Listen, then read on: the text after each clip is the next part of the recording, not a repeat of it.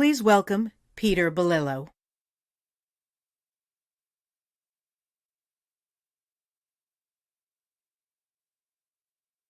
Presentation on the digital thread.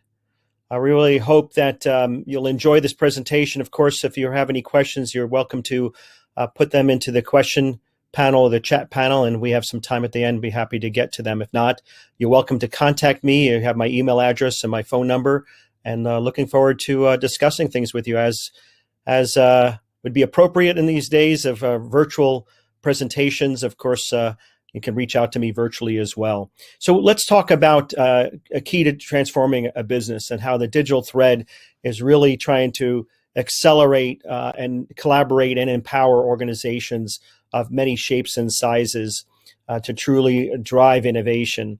So if you don't know me, I'm president and CEO of SimData. SimData is a management consulting firm in the area of PLM. I've been at PLM now most of my career, not quite all 30 years, but pretty close to it. I've been with SimData now for about 24 years. Continue to work with solution providers around the world and also many industrial companies that represent various industrial segments of the global market in many different industries. And a lot of what I'll talk about today is about our experience and my experience specifically around enablement of digital transformation, with the digital thread being a core. My background is pretty diverse, and I continue to work quite globally. Even in this day of remote working, continue to do a lot of support for industrial companies around the world. Again, some very small companies to very large companies, all helping them figure out what this stuff is all about. So with SimData, if you don't know us, please go to our website, simdata.com. There's quite a bit of information there that we can describe more about who SimData is and what we do. But ultimately, at the core, we're an independent global strategic management consulting and research authority. We focus exclusively on PLM. Now, PLM for us is a strategic business approach from concept through life, and all the information that's related to product and the processes that are needed to go produce or design, produce, and ultimately support a product. And all this has always been about digitalization and transforming a company's products and really its processes, developing and maintaining those projects and products into digital forms to be able to support innovation, product innovation, process innovation, and so on. So our term for PLM is truly a product lifecycle management, which means supporting and deciding what products are in the market, how to best develop those products, best manufacture those products, and ultimately the best way to support them. And at the end of the day, how to decommission, recycle, repurpose, and reuse components of those products. And we work both for industrial companies, that's our majority of our business, but we also work for PLM solution providers as well, as we help them figure out what PLM is all about. SimData does not sell or resell software. We don't represent any one solution provider at all in the work that we do.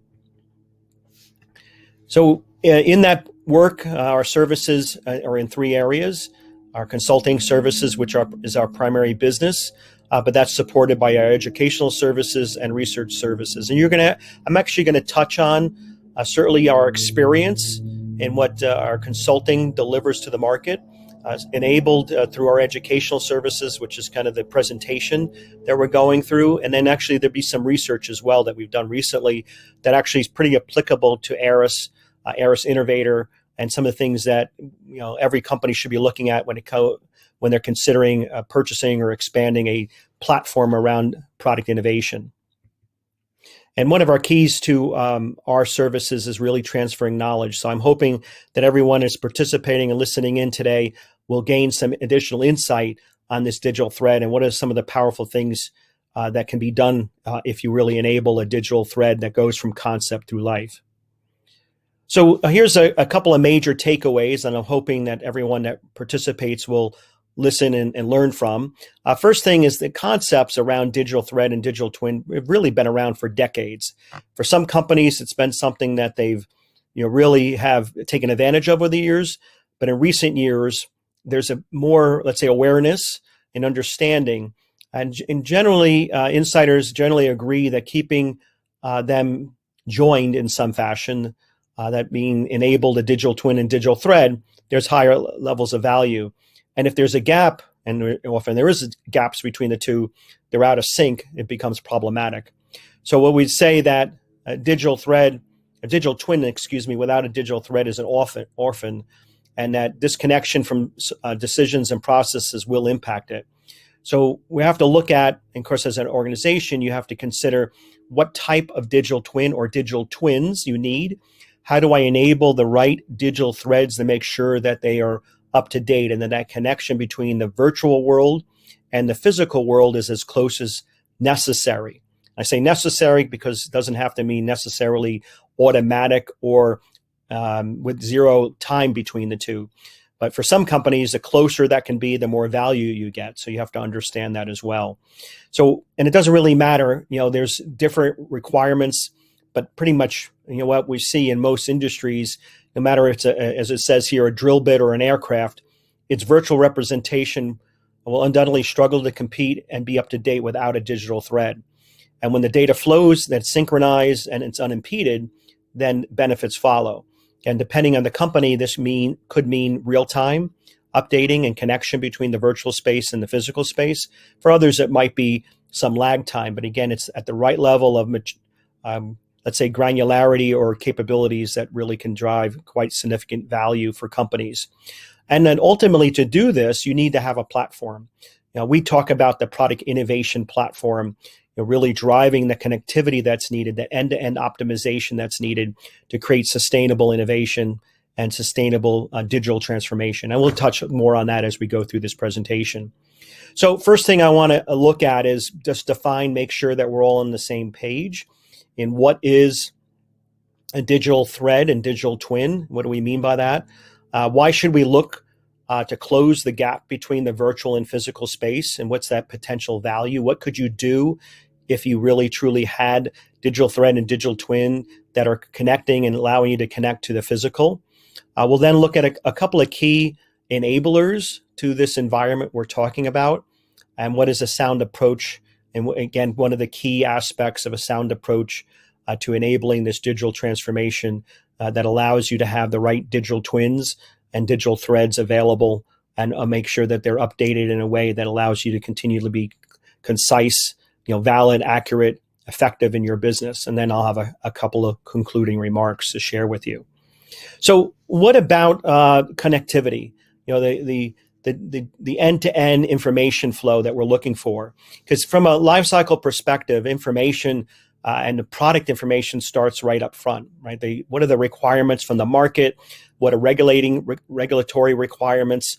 What's my customers asking for? And that over time builds out. We often talk about that as the bill of information. And that builds out into, usually across, or needs to be across, a platform that shares that information and may transport that information to different systems. But really, to have that connectivity from requirements all the way through life is quite critical, because what you're trying to accomplish ultimately as a business is bringing the right products to the right market, the right time, the right quality, the right price, and I can go right for quite a long time. But it's about optimizing your return on investment. Think about that. If I want to optimize my return on investment, I have to understand things from a life cycle perspective. And I have to be connected. If I'm not connected and disjointed and disconnected, then I'll never really be able to optimize from an end-to-end perspective. So I need really that end-to-end connectivity and end-to-end optimization, which then can drive a better way of understanding where do I invest and how do I manage my products, not just at the concept phase, but all the way through life. So information, the life cycle information, is represented by structures. These structures vary over time, right? We have requirement structures, simulated structures, design structures, planned, delivered, installed, and ultimately maintained structures. And it's part of the XBOM. People would talk about sometimes simply putting EBOM, MBOM, and SBOM for engineering BOM, manufacturing BOM, and service BOM. And there's ways that we represent information. Historically, we have basically continued to, let's say, have disconnected information at times. We throw information over the wall historically. We reconfigure information constantly. And what we need is a seamless way of managing that throughout that allows us to have that connection from requirements all the way through the end of life, and managing those structures in a way that allow for that visibility to take place. And here's something you may have seen before. It's a vision of kind of that connectivity, the digitalization, and how digitalization really truly requires an end-to-end connectivity, because we're delivering information to various individuals, systems, and even organizations throughout the life cycle. And we want to have connectivity, both forward connectivity and backward connectivity. So if something changes, a regulation which might come in the requirement structure, but I'm already delivering something to the field, how do I understand what it is if I don't have that connection? If I want to do an upgrade to something in the field, how do I understand what it was designed to do to begin with? What regulations was it designed for? What's its current state if I don't know its current state as maintained? What was upgraded last time, and so on? So this bi-directional traceability is really critical. Again, the digital thread is that connection from evidence that starts with the requirement structure all the way through to ultimately through to service, and being able to do that both ways, and having that supported by the organization with the usually multiple types of digital twins. So those are all quite critical as well. And I've mentioned this a couple of times, multiple digital twins. Sometimes people need very detailed digital twins for simulation purposes. Those are what we call an engineering or simulation-based digital twin. Others just need the structure. So it might be a structure around various aspects of, what we say, the financial aspects of the business, for example. And it might be various aspects of manufacturing and the twins that represents production and so on. So again, it could be multiple digital twins that are required. Another one is finance as another common one as well. So here's kind of just walking through this. You can see then the different forms of that information, the as structured information that exists, then again, that from as required to as conceived all the way into the as designed. We get into as validated, the simulation area, and as built, and then finally as supported. And these things are all quite critical, and you're also trying to close the loop as well to understand and provide feedback to earlier cycles of the process to make sure that you're understanding and taking advantage of the information as it pushes forward, but also providing feedback into how things are actually performing as well. These are all critical components of having a true end-to-end connectivity that's needed in an organization.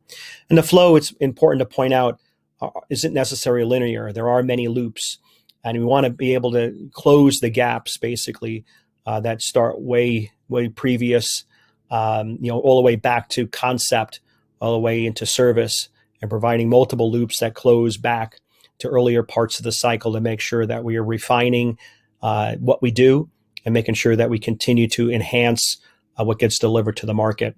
So let's talk a little bit about the thread itself. What are we trying to sew? I mean, usually when you have a thread, you're talking about sewing something together. So the question is then, what are we trying to connect with this digital thread? So one ways of looking at it is that we have a set of departmental capabilities or disciplines, and we're trying to sew together the various different capabilities or designs, aspects of the design itself that allow us to really figure out and optimize the system of systems, for example. So how do we sew together the electronics with the mechanics, with the system architecture, with the software, all the way to validating that and the verification and validation and testing? That's part of the aspects, some of the aspects that have to be brought together in like a model-based design or model-based systems engineering environment. And to do that, a lot of times we need to have different types of data structures that are enabled through our platform. These data structures are enabling us to do model-based systems engineering, for example, to share information that are coming from multiple authoring tools and being brought together in this platform that's sewing together the different disciplines and also bringing together the information as a set of digital representations, ultimately the digital twin or digital twins for the organization. Here's an example of some of those standards that are out there. There's quite a bit of collaboration underway right now that try to integrate data and processes. And here's some of the capabilities, technologies, and standards that are being approached and enhanced to be able to support the digital twin and digital thread. So kind of building that out a little bit more about connecting that full life cycle. It's not just about product development. It's also about connecting the information that exists throughout the life cycle of the product itself, and really then closing the loop all the way from product development on the left, all the way through to design, testing, modeling, into service and manufacturing, and really closing that full loop from a life cycle perspective. And that's really ultimately what even the digital transformations are trying to do, is provide information to the right resource in the right format, in the right context, to be able to make better decisions and do that more quickly.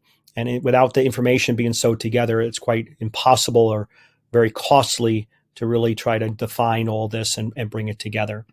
So, what about this defining the digital thread?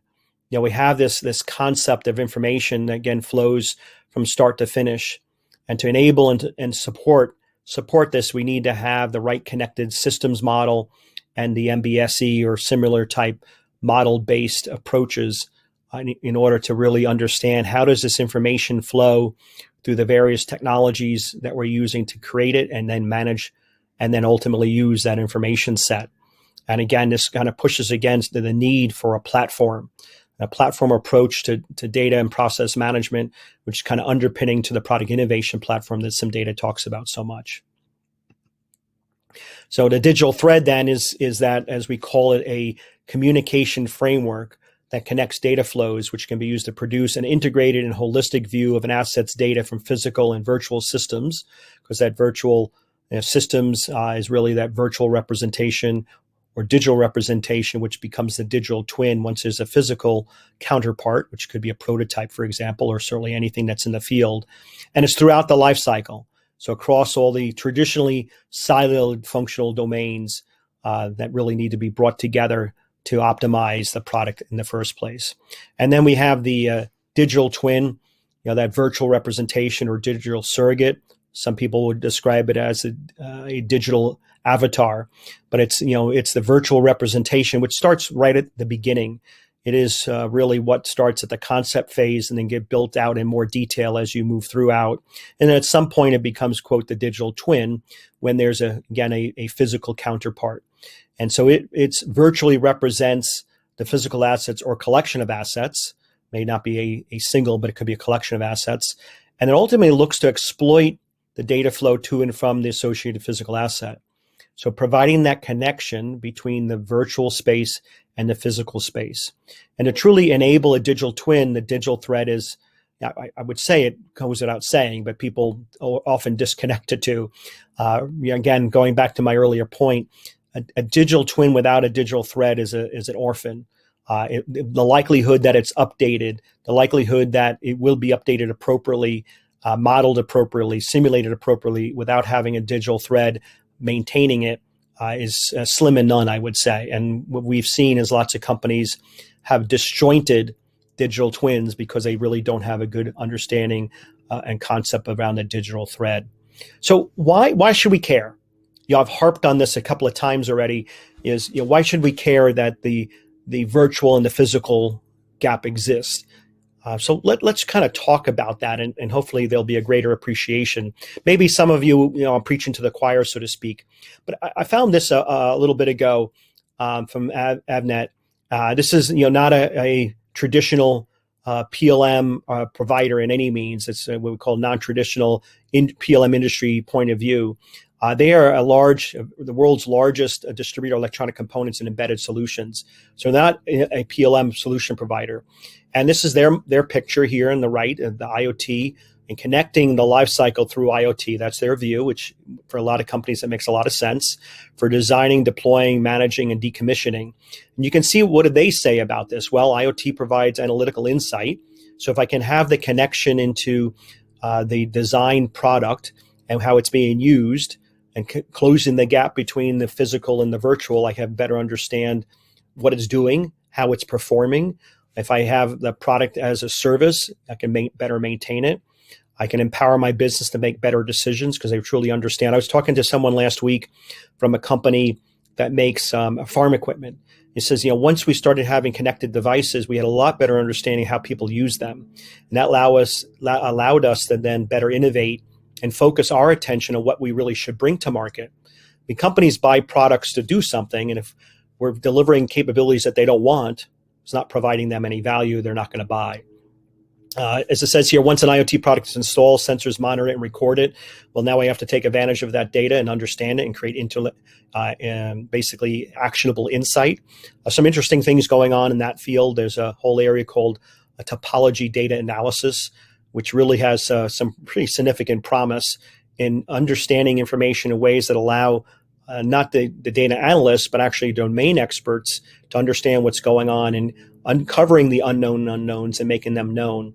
Organizations can detect then and more rapidly detect abnormal patterns and of their asset performance, and manufacturers, it says, can change their manufacturing processes to avoid reoccurrence of previously detected defects in the future products.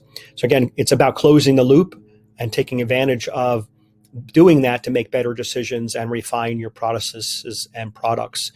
So that's for one reason why you would want to go about and develop out and have that truly connected digital thread and sets of digital twins as appropriate for your business. But for a second, imagine something. What could you do if you had a digital thread that really provided end-to-end connectivity, the end-to-end connectivity that we're talking about?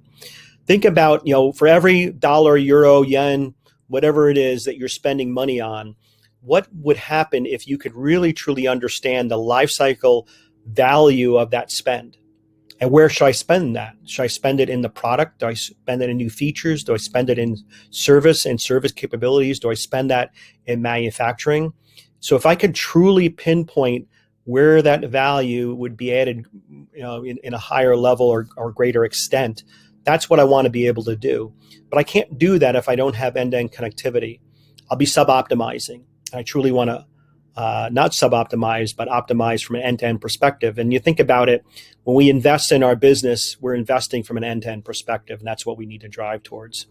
So what about, imagine, what could you do if a digital thread that tied together the virtual world to the physical world was enabled? Now, this is a picture from the Boeing Corporation that really shows the system engineering V, or the traditional system engineering V, on the bottom, and connected to the virtual space on the top. Again, think what could you do? And they just talk about this. You can see in their picture represents at the middle, at the center here, the digital thread that kind of sews all this together. Again, the design aspects, the modeling aspects, the physical and the virtual aspects together to optimize, again, from an end-to-end perspective, and really bringing together the physical systems with the digital twins. Imagine what could you do if the product information was always accurate and complete throughout the entire life cycle? There's a relationship here that we received this from the Institute of Configuration Management some years ago. It's now the CM2 process and methodology is now part of IPX. But they talked about and have for years this association between information integrity, which is accuracy and completeness, and then the effectiveness of the company. So your information isn't accurate and or complete, or you're not sure how accurate or complete it is, you generally wait, you ask more questions, basically add inefficiency into your processes to manage the likelihood or the possibility that information isn't clear, concise, and valid, as CM2 says. So imagine what could you do if you actually had that accuracy, you had that end-to-end connectivity of information, you understood the transformations that information went through, and that when you brought that to an individual, that it's, again, valid to be used. Imagine what they would do. Certainly one of the things they could do if they had that digital thread and that end-to-end connectivity, you would have these virtual representations that would be, again, accurate to whatever point in time in the life cycle you are at. So you can enable the right digital twins. They would be accurate, and they would provide an accurate representation of your product and or services at any point. And then think about how you would use those to better predict the future. Recently, we've been giving a series of talks around the world, my colleague, my Vice President, Stan Belinsky, and I. And one of the things that people have realized in the pandemic is having a digital twin of your product and processes allow you to understand, if I make a change or the market changes, how does that change impact my production facilities, for example, or even my products? If something gets shorted in the supply chain, how does that impact my products and my manufacturing capabilities? And doing that in the virtual space that allows me to better guard against the problems they're going to have downstream. You can also enable a robust model-based systems engineering environment where you truly have the connection, again, from the virtual, which is really the design side, which is on the left, and the physical, which ends up being on the right, and have that connection all the way through life. And that's where that digital twin comes in at the top. But of course, we're managing the development on the left side, down the left side of the virtual definition, and then building out on that virtual definition, the physical on the right side. So I can allow this and have multiple feedback loops, and again, and be able to produce better products more quickly as a result of having that connection. I can also, connect my product and process and drive product and process innovation, efficiency, and quality, by having connections through IoT as an example to bring together the virtual with the physical and being able to drive better understanding of customer and customer needs. So customer insight improves, my concept detail design can improve, my testing, my manufacturing, and my after sales and service can improve as well. There's again, this is a life cycle issue that we're dealing with here, which can be enhanced significantly if we have the right platform that enables that end-to-end digital thread. And of course, then it can be able to expose the right digital twins to the right people at the right time. So the last one I want to share with you is a new value proposition also arises where I have this digital thread and digital twin. One is, when the virtual and the physical are closely associated, data becomes key. It becomes, accessible. It becomes clear, concise, and valid. Then your product can even evolve. And your product might not be the physical thing anymore, but the information that is driven from it. Your product may become a service. And as a result of being the service, then you maintain your product. And you make sure it's always available. It's always performing up to its best capabilities possible. Now, to do that, though, I have to have security and robustness around my platform. I need flexibility to go support that and be able to deal with systems or systems to systems. And ultimately, the organization's lifecycle management environment needs to enable the design and management of systems and then systems to systems. So a true extended enterprise environment, this core, if we've been talking about product innovation platform that drives support for the digital thread and the digital twins that are necessary in the business that we're talking about. Here's an example of a compressor company in Europe, which is actually delivering compressed air. They're smart enough to be able to put an environment together, they'll be able to understand the assets that are in the field, so the asset management, be able to better predict maintenance, to have smart engineering connect to that, and then also the right level of Sigma and Management 4.0 processes and procedures, bring all tied together to allow them to do product as a service. So companies pay them literally for the compressed air and not for the product that's installed in their facilities. And there's other examples. I'm sure you've heard Power by the Hour, which has been in the aerospace industry for decades in the engine space. And even that's getting smarter as well as these technologies become more readily available and are enhancing the connection from field, not just to service, but all the way back to sales, marketing, design, and so forth. So let's talk now as we start wrapping up. What are some of the key enablers to driving this end-to-end connectivity and supporting the digital thread and digital twin? First thing is, really to have the digital, this connection we're talking about, you have to have through life configuration management, right? This is not just a simple form of I have this data warehouse and I just pile data into it, but I need to understand and manage constructs, right? Configuration structures that represent various versions of the information as it flows through the life cycle and as the product evolves over time. And so a platform doing this is quite critical because you're not going to be able to, for most companies anyway, not going to be able to manage this in Excel anymore. Excel is a great tool, great personal productivity tool, but not made for enterprise data management. It's the same way as product innovation platforms like Aris Innovator are. So that's an important component. Also, we have to, digital thread for the product operations and operators. Successful digital thread strategies really require a strong data and lifecycle management functionality. So again, it gets down to the core thing is what I'm trying to enable is being able to close the loops, right? Collect the data, be able to act on the data. I want to be able to understand it from a through life cycle perspective. We have to know the why is clear and solid, but what are we trying to really accomplish here? Success requires ultimately working across functions throughout the life cycle to drive optimization from a life cycle perspective and not an individual's perspective.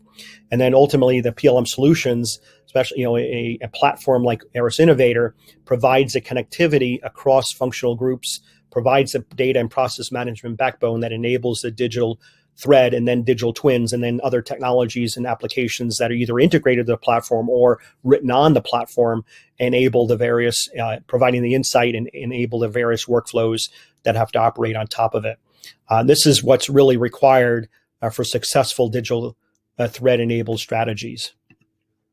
So PLM is often overlooked for people that are driving digital transformations, but ultimately are core to a digital transformation pretty much of any company, because at the core of most companies is a product or service. And service is a product, by the way.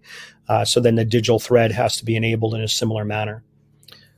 And then closing the loop. Again, I've talked a couple of times about the connection between the virtual and the physical, and the Internet of Things and the sensors that have become very inexpensive are what can tie these things together and allow you to shorten the space between the physical and the virtual.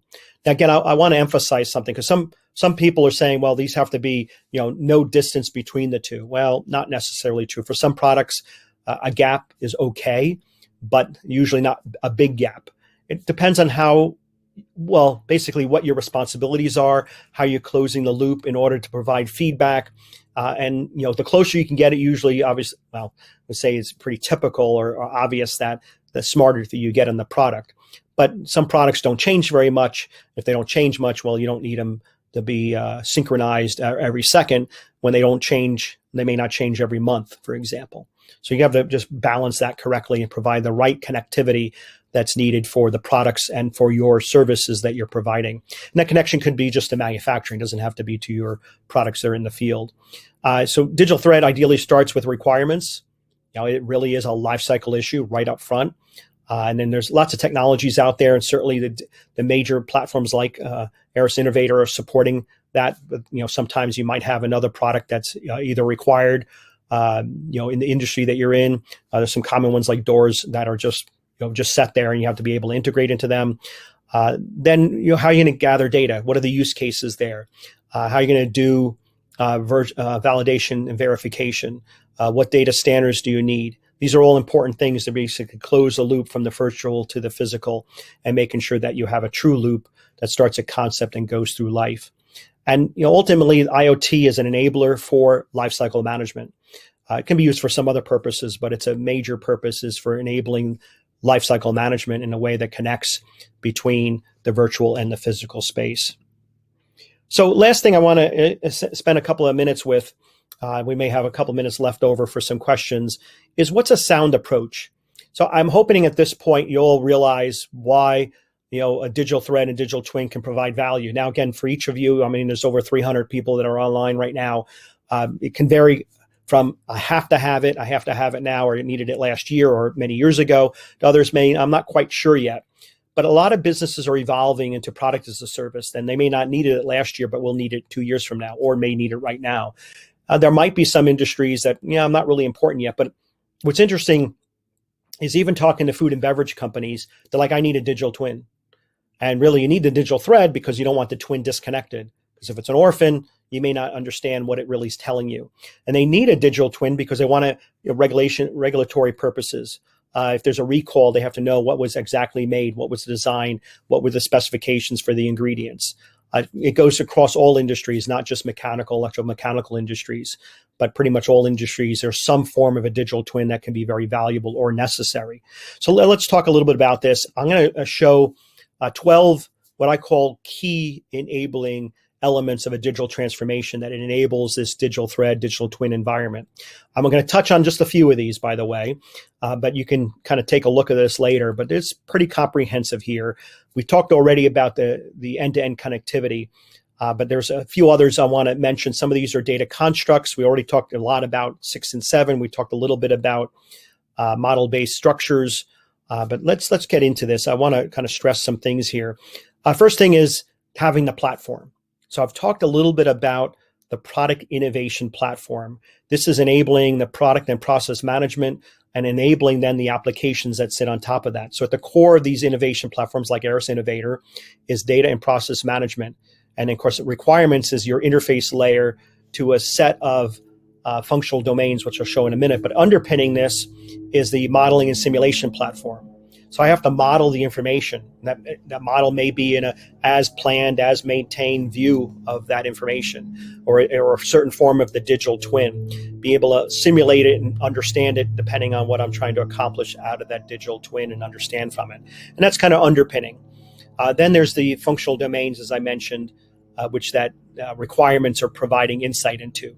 And I'm supporting in this product innovation platform capabilities that allow me to manage my portfolio, my projects, my programs, system ideation and realization. I want to be able to do that in an optimum way. So I have to manage my profitability. And that's really what's saying, yes, what I'm bringing to the market is going to maximize my return on investment.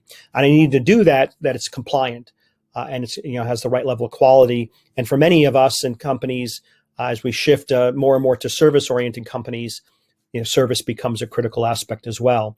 And to do this in the best way possible is to be able to have multidisciplinary lifecycle optimization, where I'm making a change anywhere in this platform and the applications that are supported by this platform capabilities, I'm able to understand its impact and be able to optimize across all these functional domains. So whatever I deliver to market is the best it can be, and really maximizing my return on investment as a company so that I can have the right system of systems approach that delivers the right systems of systems. Now, to do this platform is pretty critical. And I want to have a platform that is sustainable. We at SimData have described this as a PLM investment sustainability characteristics. And there's a set of them. I think there's either 17 or 18. I always forget exactly how many. Now, all of them are abilities except for openness. But openness is important. The platform has to be open so that other capabilities can be added to it. It may not always come from the same solution provider, for example. So the solution providers like Aris have open, especially Aris and a few others perhaps, have an open philosophy where other things can be plugged into it. Or they can use that to extend their platform. So upgradability is very critical, configurability, maintainability, scalability, and so on. So this is something that's important when you're considering an innovation platform is these sustainability characteristics. And the other thing is I want to hammer down a little bit more, or maybe focus down would be a little better way of saying it, in upgradability. We just finished an upgrade research project. It was quite interesting and very telling. And I think some of you, certainly those that have had Aris Innovator for some time, should appreciate. But a premise was, staying current on a platform and allowing you to digest and consume newer capabilities is important. And the other one we wanted to understand then is upgrade frequency and issues that inhibit upgrades, because we see that from a lot of our clients as well. And the first finding is that Aris users upgrade more often. You can see here, and we did a very extensive survey. 85 companies responded to it. We validated who the companies were and that they actually represented all the main, I would call, market share or mind share leaders. So Aris and PTC and Dassault and Siemens were the main ones that responses came from. And out of that 85, they were pretty evenly distributed across those solutions I just mentioned. And you can see here, those that responded, 47% of the Aris respondents said they had done it within the last 6 months, and 71% said within the last 2 years, where on average, the other people that represented the other or had the other solutions on average was only 32%. So pretty telling. And by the way, this was an open survey. It wasn't something that we picked and chose who was going to support it. And again, the numbers were quite high. All of them had around 20 or more people. And you may have seen this. There was a webinar we did jointly with Aris recently that went into a lot more detail. The other question we asked here is about customizations and are they inhibiting upgrades? Again, you can see Aris users said only 12% said yes, where 58% of the other ones on average said yes.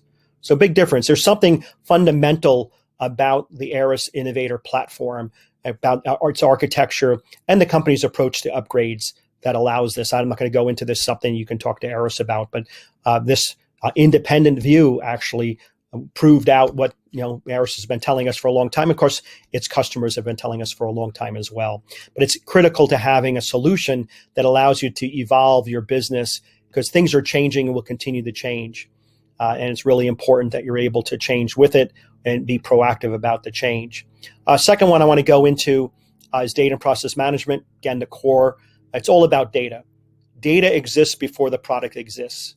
So if the product doesn't exist, and the phrase in CM2 is requirements lead, the product follows.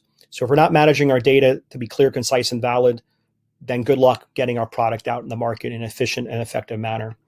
That also means we have to put it under change control and configuration management, because our product is not going to, or our product data, that is, will not be valid if we're not managing it. This also goes into data governance as well. And the last one I just want to emphasize here is digital skills transformation. If we don't so it's one thing about implementing technology and new processes, but if we don't deal with the people, we're going to short it. So it's people, process, and technology. But also, we may train people in the new system, but we have to transform how they do things. And it's organizational change, it's training, it's also allowing for new career paths, and it may be retraining them on how to design. I mean, going from standard design into subtractive manufacturing to additive manufacturing can change things quite significantly.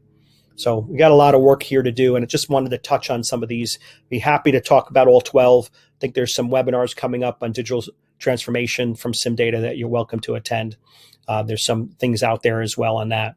So last thing here, and then we'll open up maybe for a few questions if anything comes up, is just some concluding remarks.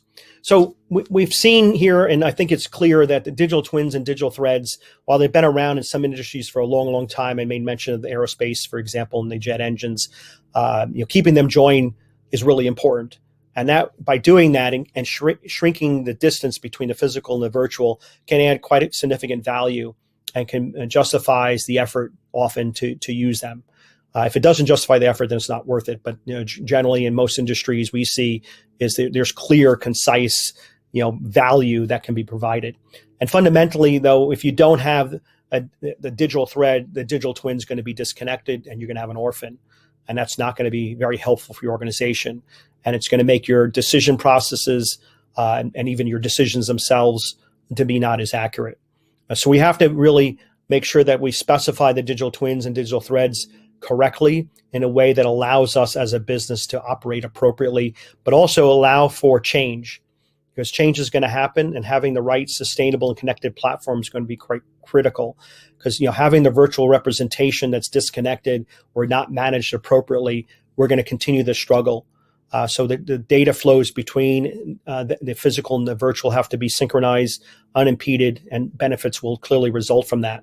And it starts with understanding what's your business, understanding the data, and having a good, sustainable PLM platform, that product innovation platform I described, to really drive this, to support the digital thread and then the digital twins that result from it.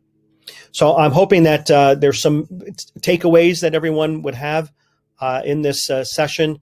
Let me just take a quick look and see. There's a couple of questions here. So let's see if we can just spend a few minutes here. So let's see. Transformation to every decision can be made using data on product and digital twins. How will it impact the tools? I'm not really sure what's meant by tools there. The tool AI and machine learning is bringing. So I mentioned this about this topology data analysis. Part of that is the application of AI and machine learning to take a better understanding of what is this data telling me and what are the trends in that data. That can be pretty powerful. That's just a simple example, but one of many out there. Can be happy to talk more offline on that. Another one, what is your view? The lost value is not being able to upgrade regularly.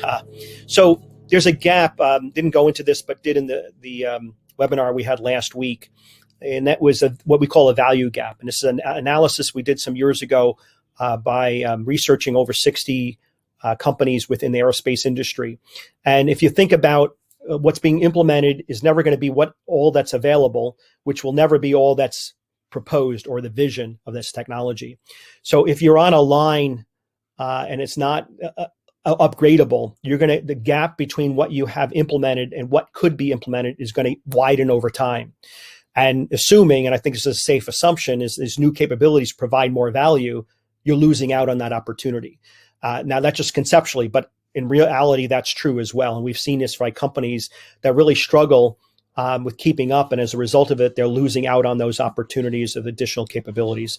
Let me just, we're going to go over just a little bit. Let me just see here, maybe answer another question. Let's see, how much ahead, in your opinion, is Eros about providing the right platform for the digital transformation compared to the conventional PLM products and platforms?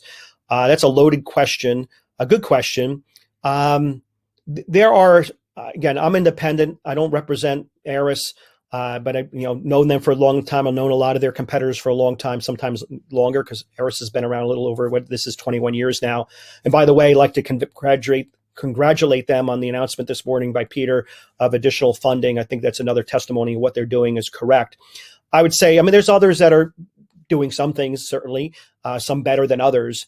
I don't want to say if they're ahead or not ahead, but certainly Eros has some really key factors that I mentioned around sustainment and the investment sustainability that is others are struggling with, certainly, and others struggling with it more than others are. But Eros is doing quite well there and has from the beginning, because that's been fundamental to their architecture. So one more question here, and then we'll go ahead and wrap up. Since data is of prime importance of business transformation, can you suggest ways to measure accurate data? Interesting question. Well, that's a difficult question actually to answer, because it depends what the data is that you're measuring. One is, for example, the digital twin. So let's just take that as an example, and then we'll close. Is the digital twin accurate? Well, does it actually represent the physical? And if it doesn't, then it's not accurate. So that's actually probably one of the easier ones to understand, because I can do an audit. But in configuration management, there's configuration management audit, which again is looking at the information and auditing it against what's the outcome of it. And you audit it in order to make sure that it is the same. And again, the closer that you can make the gap between the physical and the virtual, the more accurate the information should be. And you can close that down to 0, then it should always be up to date. So with that, I wish you well. I hope you enjoyed today's ACE conference, and looking forward to tomorrow's. Any questions for me, please don't hesitate to contact SimData. And again, I really appreciate you participating in this discussion today, and hopefully that you gain some insights that will help you in your company. Again, thank you very much, and enjoy the rest of your day, and hopefully we'll see you back here again tomorrow.